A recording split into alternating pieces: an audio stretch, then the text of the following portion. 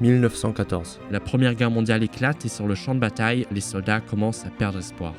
Mais rapidement, une femme qui a consacré sa vie à la science décide de mettre ses compétences au service du bien. Et elle y parviendra, car elle sauvera la vie de plus d'1 million de soldats. Mais comment ? Avait-elle des super pouvoirs ? Peut-être, mais elle devra en payer le prix. Parce que sans le savoir, cette découverte qui sauvera la vie des soldats était en train de lui prendre la sienne. Quand on retrace les accomplissements de Marie Curie, c'est quand même incroyable.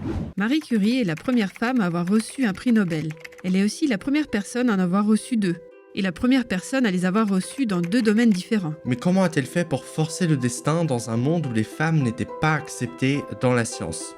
Qu'est-ce qu'on peut apprendre de ses échecs, mais également de ses accomplissements pour atteindre nos propres objectifs ? A-t-elle vraiment fait ses découvertes sur la radioactivité par hasard ? Plongeons-nous ensemble dans l'histoire de la scientifique la plus connue du monde, Marie Curie.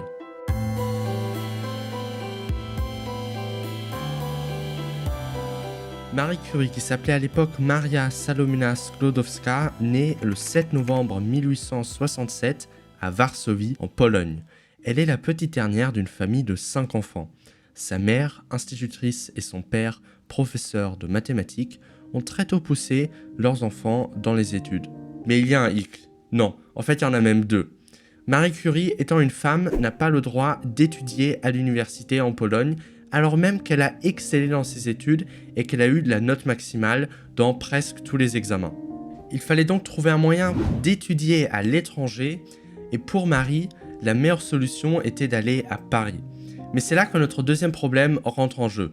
Sa famille n'a pas le budget nécessaire pour pouvoir envoyer Marie à Paris. Elle est donc obligée de travailler pendant 6 ans avant ne serait-ce qu'espérer poursuivre ses études. 6 ans plus tard, c'est le grand jour. On est en 1980 et la jeune Marie, ayant désormais 24 ans, range ses affaires, regarde une dernière fois la chambre dans laquelle elle a passé sa jeunesse et se prépare à une aventure extraordinaire en se promettant qu'un jour, elle honorerait sa patrie d'enfance. Marie Curie a forcé son destin, mais elle ne s'est pas doutée une seule seconde que l'aventure venait de commencer.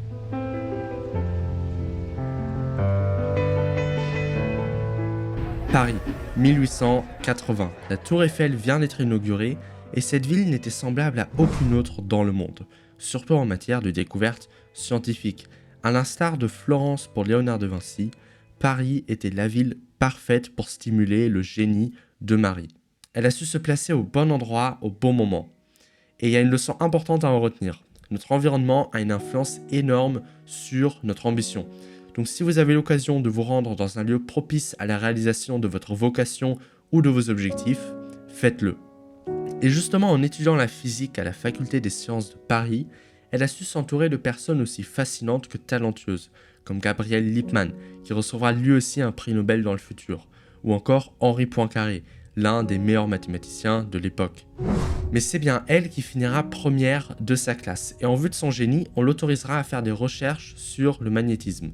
Et c'est pendant ces recherches qu'elle fera la rencontre d'un scientifique français nommé Pierre Curie. Et là, c'est le coup de foudre instantané.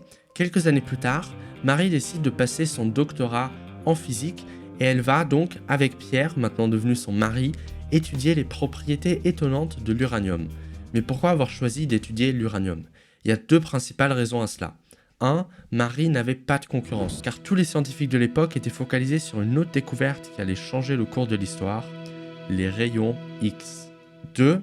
Son mari Pierre a récemment inventé un engin qui va grandement faciliter les recherches que Marie va faire sur cette propriété étonnante de l'uranium découverte par Henri Becquerel, la radioactivité. À cette époque, la radioactivité portait le nom de rayon uranique car on croyait qu'elle était spécifique à l'uranium. Marie Curie n'a donc pas découvert la radioactivité, mais a en revanche démontré qu'elle était présente dans d'autres éléments. Sans le savoir, le couple allait faire une découverte étonnante. Ils découvriront que le thorium, un autre élément, a les mêmes propriétés que l'uranium. N'étant plus spécifique à l'uranium, elle décide donc de nommer cette propriété la radioactivité. En poursuivant ses recherches, elle a également découvert 2 nouveaux éléments, le polonium, qui a été nommé en référence à la Pologne, lieu où Marie a grandi, et le radium. Marie en est maintenant persuadée. Ce qu'elle venait de découvrir allait changer le cours de l'histoire. Mais elle ne s'est pas doutée une seule seconde que les ennuis venaient de commencer. Donc pendant ces découvertes, Marie a découvert que la radioactivité n'est pas spécifique à l'uranium, mais que c'est bien une propriété de la matière. Elle a découvert 2 nouveaux éléments, et en plus de ça, en découvrant ces éléments, ils ont élaboré avec Pierre une technique pour en trouver de nouveaux, technique qui sera d'ailleurs utilisée dans le futur. Et malgré toutes ces découvertes, l'Académie des prix Nobel refuse de lui donner un prix. Ils ont préféré donner tout le crédit à Henri Becquerel et à Pierre, et évidemment, ça ne convient pas à Pierre. Et du coup, il se lance dans une bataille judiciaire parce que lui, il sait en fait que c'est Marie qui a fait la plupart du boulot. Et heureusement, il y parviendra parce qu'en 1903, Marie, Pierre et Henri Becquerel, donc les 3, reçoivent le prix Nobel de physique pour avoir découvert la radioactivité. Le radium découvert par Marie Curie captive le public.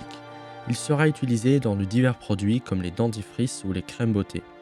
L'élément est tellement populaire qu'un gramme de radium vaut à l'époque 100 000 $, ce qui est à peu près équivalent à 1 million d'euros aujourd'hui. Et évidemment, Pierre et Marie, ils auraient pu breveter l'élément et devenir richissimes, mais ils ne l'ont pas fait. Ce à quoi Marie répond : Le radium est un élément chimique, une propriété de tous les humains.